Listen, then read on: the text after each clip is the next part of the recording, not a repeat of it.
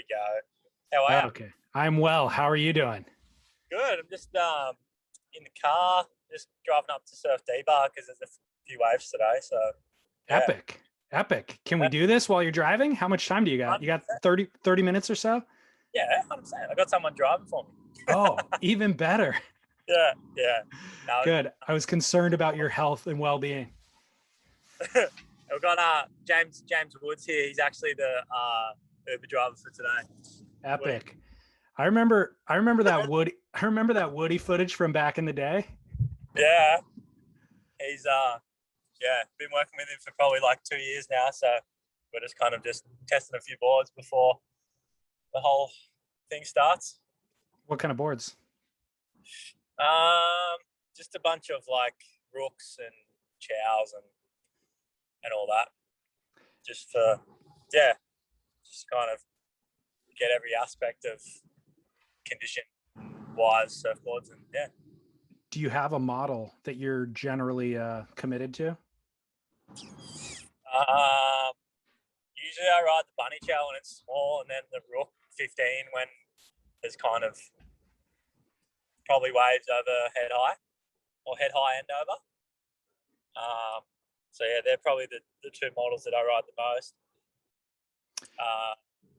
I feel like with the CI rounds, there's about 1 million models, so it's just a matter of trying to find the certain 2 or 3 that suit your own surfing and stick to them without trying to get too confused on trying everything because there's so many models.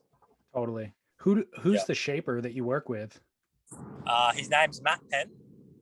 He's from Monavale.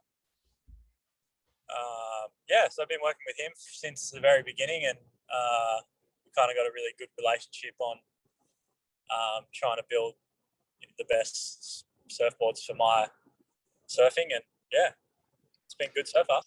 Got it. So I'm just curious, like for a listener who is riding, let's say, a bunny chow, how similar is the one they're getting off the rack compared to what you're getting from him? Like how significant are the adjustments that you make in that relationship? They're not too different. I'm a bigger guy, so it's kind of foam is your friend. So like a bit full of rails, bit of thickness in the tail, just so I can it helps me drive and maintain speed. And I feel like comparing to the stock ones, they're pretty similar to the ones that I have. Don't really want to change too much because, what's the point of changing something that already works? So, just kind of tweaking. It's more just kind of like tweaking with different materials, like with the Spine Tech, and maybe going an inch shorter if it's really small. But apart from that, just kind of keeping it simple with, the dimensions that I'm working with. Gotcha. The fact that you're even in a car outdoors with another human being puts you at a significant advantage over everybody else that I've talked to in this series. How are you taking advantage of this time while all of your competitors are in lockdown? It's funny. After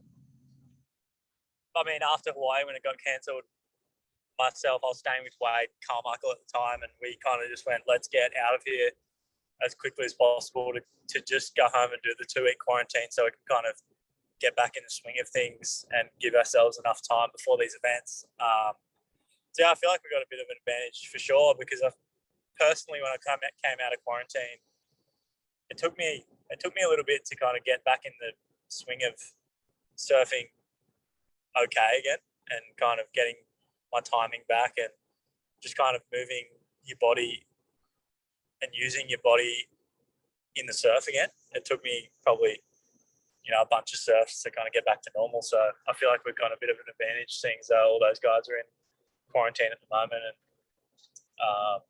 are kind of doing that. But I guess they've got 10 days or a week before the whole thing starts. So I feel like a week was a good amount of time that it took to kind of get back in the swing of things for sure. So prior to Pipe, you had a whole year off. Obviously, everybody did. And historically, the majority of pro surfers' careers kind of exist in their 20s. Did you view having that year off, is that something that you think will actually hinder your career, or is it something that could rejuvenate your surfing for the years to come? No, I definitely don't think. I think it kind of improved my surfing because it gave me a year to really focus on aspects of my surfing. I feel like for myself, I wasn't that type of person that had an early career. Like the first year I qualified, I was 23. So I guess the average age nowadays is probably around that early 20s. I feel like I'm surfing as better now than I ever have, purely based on being able to have a year to just work on different aspects of my surfing to make it more exciting, and especially being a bit more in tune and a bit more hands-on with the equipment that I've been riding, and instead of just having that short span of time in between events to just not be able to kind of experiment with new designs and things like that, and also work on different parts of my surfing that need work. So I feel like last year was great for me to just kind of have different goals that aren't so competitive based, Right. and focus on parts of my surfing that I want to improve on and make more exciting for this year's season. So I think it was great. When you talk about working on making your surfing more exciting, what do you mean specifically, and what can you work on to do that? I mean, I'm now residing on the north coast in Lennox Head, and I feel like as a goofy footer and living up on the north coast, there's a lot of rights. So trying to vary up different parts of my surfing on my backhand was definitely a huge goal for me last year. And we got such amazing waves all year last year, so it was kind of good to be able to free up parts of my surfing backside that I would have never have had the opportunity to. Backside surfing it can get so one-dimensional, and I feel like for a couple of years now, because I was focused more on the QS and all that I never really gave myself the opportunity to try and improve and not be as one-dimensional on your backhand, because I feel like on your backhand there's only so many certain tweaks that you can do to make a turn look different.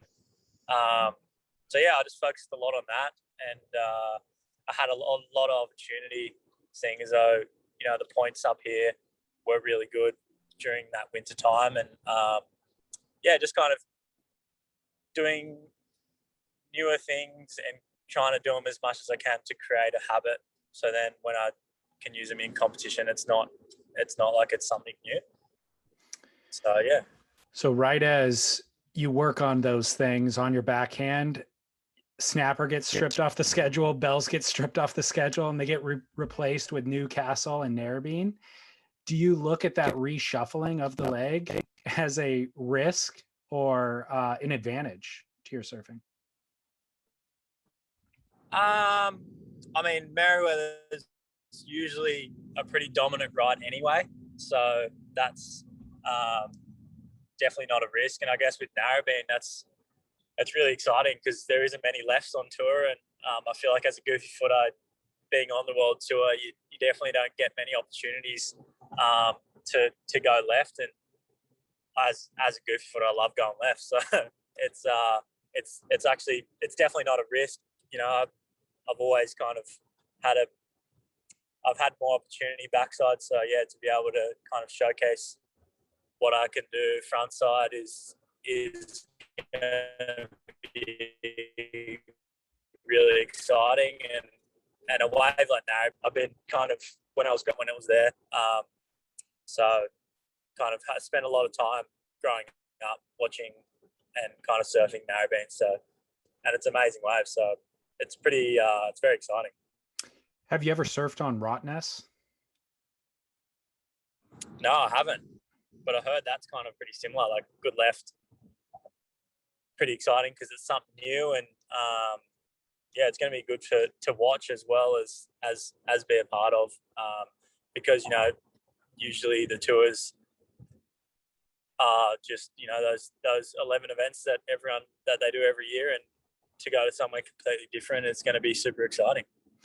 I know, and with the normal tour stops, you can always pick favorites for the event, John at Margaret's or whatever. And Yep. do you think that this new stop kind of levels the playing field a little bit, or if not, does it advantage somebody specifically? No, I think it's definitely gonna to ruffle some feathers with, no one's gonna know really who to pick and all that, especially with Merriweather and Narrabeen, because maybe the waves aren't going to be as perfect and all that. So I feel like everyone's kind of going to be on a level playing field, and it's going to be super exciting to watch, the world's best in maybe conditions that aren't as perfect, so that are a bit more relatable to, everyone else, and to be able to showcase everyone surfing in waves that, might not be the perfect snapper that, you dream about, but I think it'll still be exciting for sure. I remember hearing Chloe Andino I think it was Chloe at some point years ago, talking about making his way into the top 10 and then kind of focusing on the top 5 and then kind of focusing on a world title. You're sitting 17th. Is it too ambitious to set your sights on a world title right now? Or what's your ambition? I think, my goal at the end of this whole thing is to definitely be in the shot for a world title. I think this year definitely isn't a goal. My main goal is to try and win an event. You got to. I mean, at the end of the day, everyone's goal is to win a world title, but I feel like this year is definitely not my focus. It's more focusing on trying to win one. I got second in Fiji a couple of years ago, and that was amazing. So just kind of backing my ability and, a lot of confidence into each event to try and win it, instead of just trying to get through a few heats, is definitely a goal that I'm going to try and attain this year for sure. In 2016, you won the QS. You got Rookie of the Year in 2017. You finished 13th that year, which is a huge result for a rookie. And then there was a lot of expectation on you to improve upon that in 2018, but you actually finished 26th and then failed to requalify. Can you tell me what your perspective is on that now, on that 2018 performance? I think that in 2018, there was a lot of communication errors that I put on, blame myself for not doing it as much. It was a big year. There was a lot of events. I was also doing a few of the QS events, and that was when Britt as well came into the picture and was keen on shaping me a few boards. And Britt and Penny have two different looks on their boards and their shapes, and I got a bit confused on which ones to choose and which ones are better or not. And I just think it was more communication on my end that I didn't do enough of in between, that kind of confused the whole purpose of trying to get good boards, and therefore led me to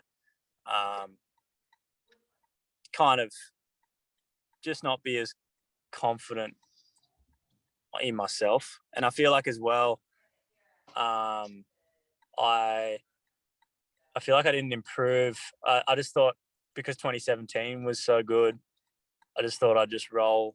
If I was whatever I was doing in 2017, I'll just pick it up and do it again in 2018. But as the judges are the judges, and if they see you one year and you're doing great, they will always want to see you improve the next year. Otherwise, they're just going to get bored of what you're doing. And I feel like the sixes, the sevens and eights I was getting in 2017, doing the same thing in 2018. I was getting fives and sixes, and had a lot of close heats that didn't fall my way because I was too busy going, I'm just going to it was working last year, I'm going to do it this year. Instead of going, okay, well, that worked, let's try and improve in my surfing to make it better for next year. Then it kind of, like I said, I lost a bunch of close heats that did go my way in the year before, and just kind of hindered my performance in that year and fell just short. You talked about working with James. I presume you mean as a coach? Yeah. So since I've been living up in Lennox, I just looking for someone who, had a. He said who's good looking. I heard that. Who I can trust and who understands, surfboards and surfing, and because he had a illustrious career growing up in the juniors and all that, he understands, and he also shapes a bunch of boards for himself and all that, so he kind of gets the whole surfing thing. Yeah. So I started working with him in 2019. So yeah, 3 years ago. Just because I was looking for someone around Lennox that would just kind of give me an honest opinion. How's the board look? What do I need? What do you think I need to do? And I feel like over the past 2 years, we've created a really good relationship where, it's just honesty. He tells me his honest opinion on how the board looks or what he thinks I should do to improve my surfing. And that's all I need. And he also, grabs the camera out and he'll film, and it's always good to watch yourself surf on the boards that you're trying to thinking are good or not. So it's been a great relationship, and yeah, just like I said, it's just pure honesty on both of our ends on how we've, because he's, at the end of the day, he's trying to help me be the best surfer I can. So it's been good. So you're going to go on the road. And it's also funny, so it's kind of makes it less serious on that part. Some amazing commentary. Yeah. Is he going to go on the road with you when you leave Australia? I don't think, just due to COVID and all that, I think that it's pretty limited to travel and all that. So, I don't think he's going to come to the Oz ones. Maybe, I don't know. We haven't really spoken about it. So, but Gotcha. maybe. So I think a real interesting part of your story is, you were on Quicksilver for most of your career. Yeah. And I think they let you go. It might've been last year.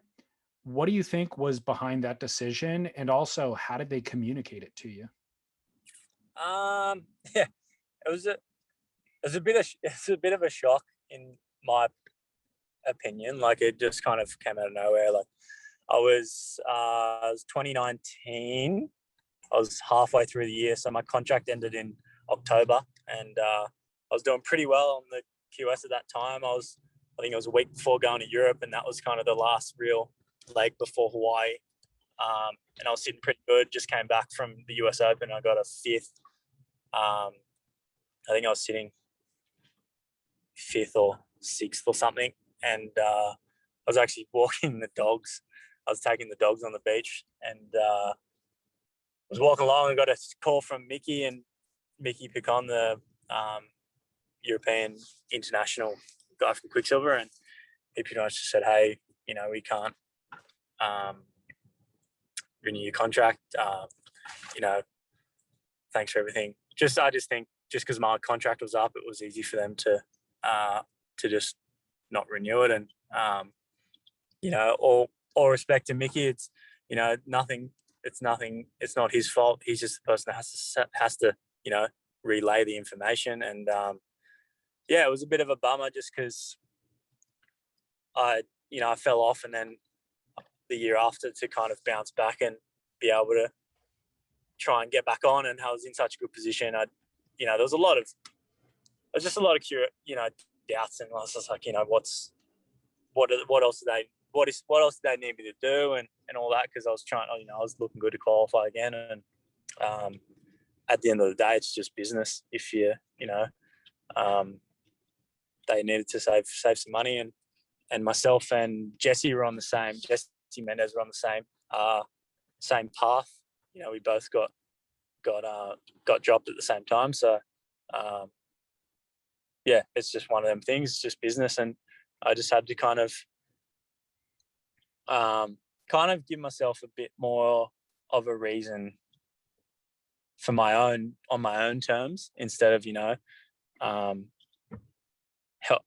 it for Quicksilver. It was kind of, okay, well, it's on your own back now, financially and everything. You've got to kind of pick it up and go smash the rest of the year and show everyone that you can still do it, even though it was probably one of the biggest low lights of my life, just because it kind of came out of nowhere, and I was doing everything I could. In my eyes, I was doing everything I could to try and get back on there, and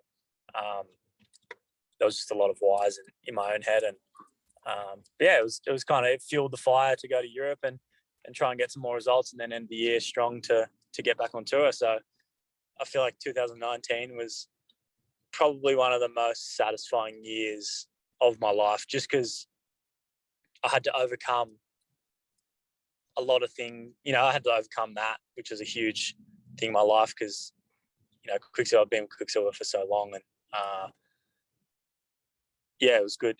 I was proud of myself more mentally, because I turned it around, and instead of it would have been so easy to just go up and done.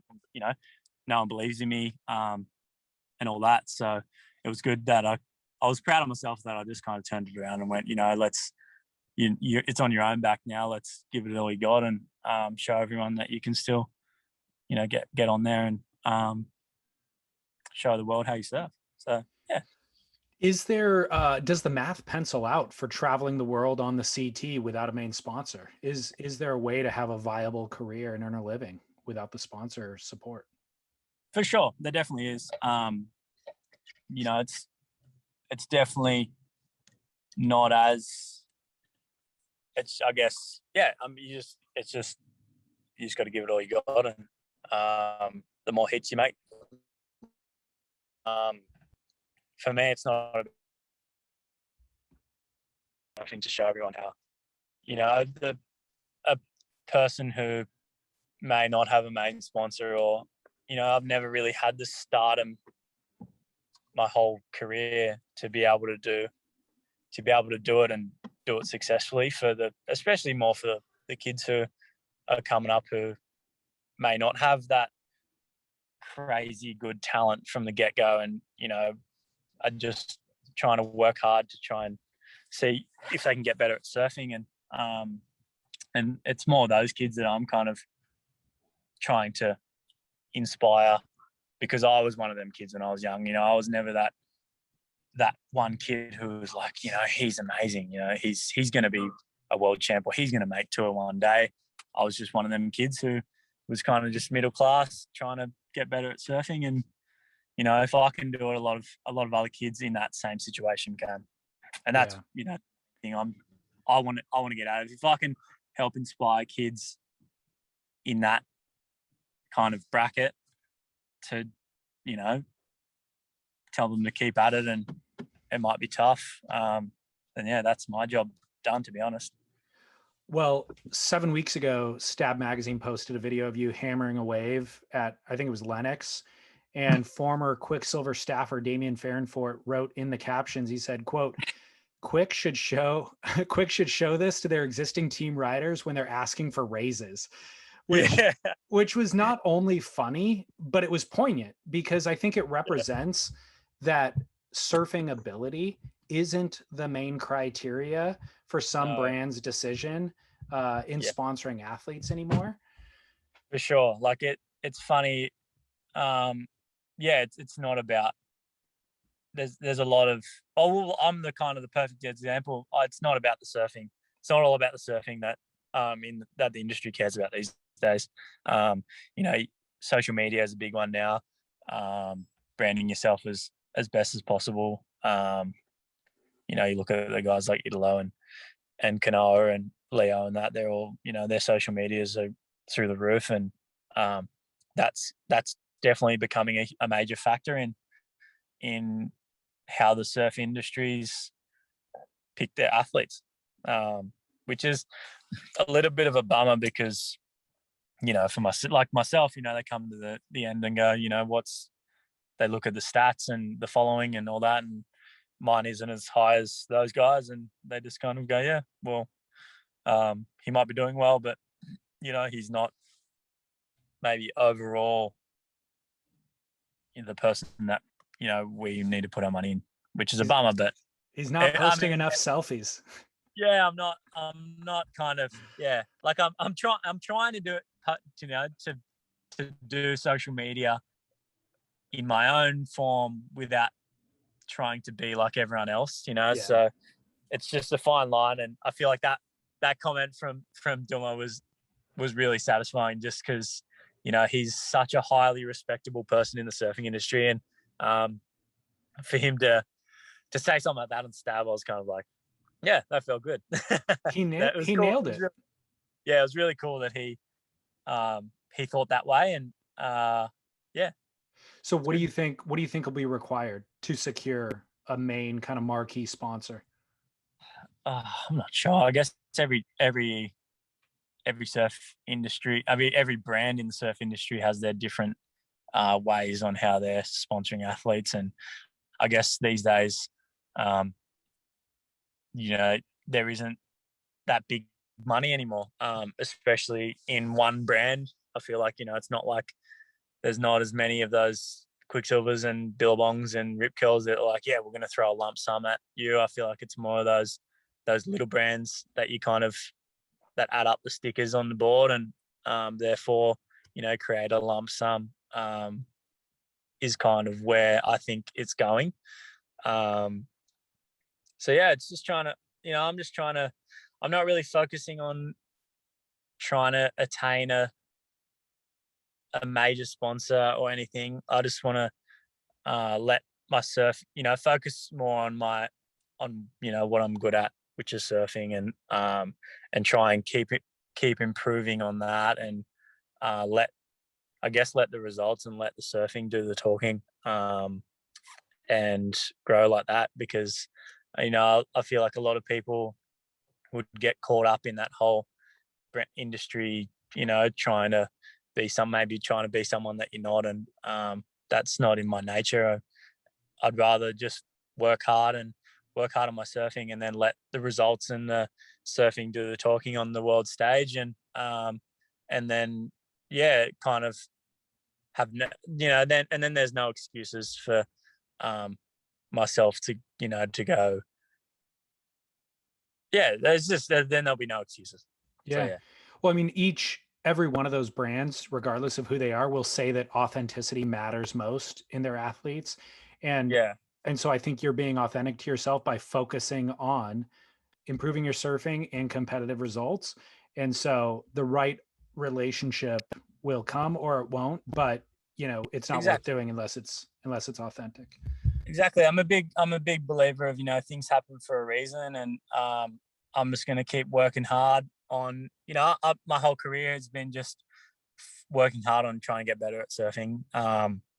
It's never been, you know, I've never had anything given to me or anything like that. It's all just purely, I'm just that person who has to work hard for, you know, to try and improve their career and trying to improve their surfing. And yeah, I'll just keep doing that because it's working pretty good at the moment. And yeah, just let my surfing do the talking. You said that your focus is on winning an event more than it is winning the world title at the moment. Yeah. You're sitting in 17th. Let's say you win Newcastle. What will be required of you throughout the rest of the year to make that top 5 into lowers? I think it's just consistency. Yeah. It's I guess the five most consistent people will be the ones at the top. So yeah, it's just trying to get consistent results and surf heats consistently, and then I'll eventually get there, I think. So yeah, that's my goal, is just trying to be consistent, and also trying to just show people that, you know, I'm not that guy who can only do a backside snap, because that's where I feel like I was headed, and yeah, I don't want people to think, you know, this is the guy that can only do a backside snap, and yeah, I can kind of do everything. Well, speaking of consistency, leaving Oz, the 3 events that are still on the schedule are Rio, Surf Ranch, and Tahiti. And how do you feel those bode for you? Yeah, I feel like Rio is kind of a little bit like Merriweather, kind of shifty and just beachies, and when that left point's on, it's really good. So I feel like that's definitely, you know, I've had good results there in the past, even before they had the CT there, when they had the QS 10,000s there. So yeah, it's not a place that I've you know, has been bad luck for me. Also Tahiti, I've had both years I was on tour, I had really good results at Tahiti. I guess growing up surfing slabby waves down the south coast in Cronulla has definitely led me into going to Tahiti feeling a lot more comfortable than what I guess anticipated. So yeah, it's definitely been a good place for me, and definitely a good place for me to kind of feel comfortable and know that I can get results. Yeah, I think both years I got 9th, so solid. Yeah, so it's been a good spot for me, and I just feel like, yeah, I've got there's a break at home in Cronulla that I grew up surfing, that is pretty similar to, not you know, mirroring image of Chubbs, but you know, pretty similar, like slabby thing that I grew up surfing. So that's kind of the reason why I've felt comfortable there and kind of got pretty good results. Solid. Well, I appreciate you taking the time out of the car ride. Yeah, that worked out nicely. Board behind, by the way, looks nice. That one back there? Yeah. Oh, that one. That's the Happy 2.